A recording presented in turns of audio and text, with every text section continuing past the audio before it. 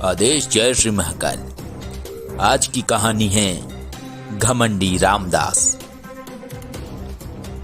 अरे ओ गोधन, ये बताओ तुहार बिटवा का नौकरी लगा कि नहीं?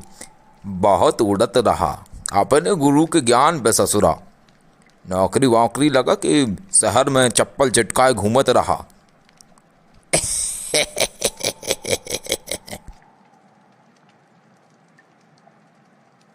हमार सपूत को देखे हो, बढ़िया एकदम चमाचम है।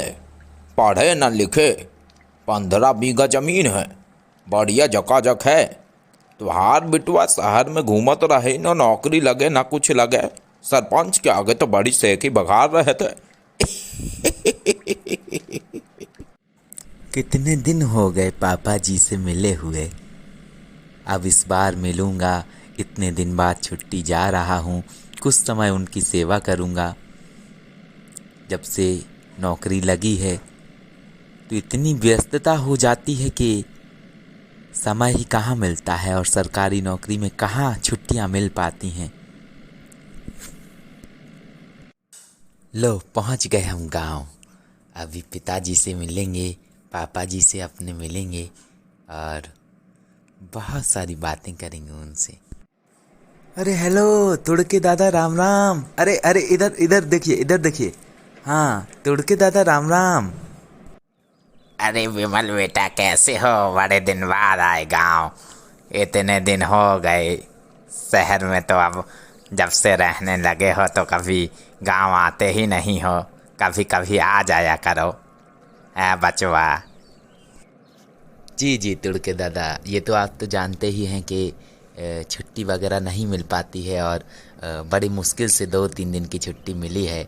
और हम आए हैं अपने पापा जी से मिलने के लिए। अभी तो रुकेंगे 2-3 दिन यहीं पे, और आप लोगों के साथ बहुत सारी बातें करेंगे और बहुत सारा सत्संग सुनेंगे आप लोगों का, जो सुनाते हैं आप भजन कीर्तन, जो भी भगवान की चर्चा वगैरह होती है। तो कुछ समय अभी तो गांव में ही रुकेंगे आप लोगों के साथ में, और चौपाटी पे बैठ के बहुत सारी बातें करेंगे आप सभी के साथ।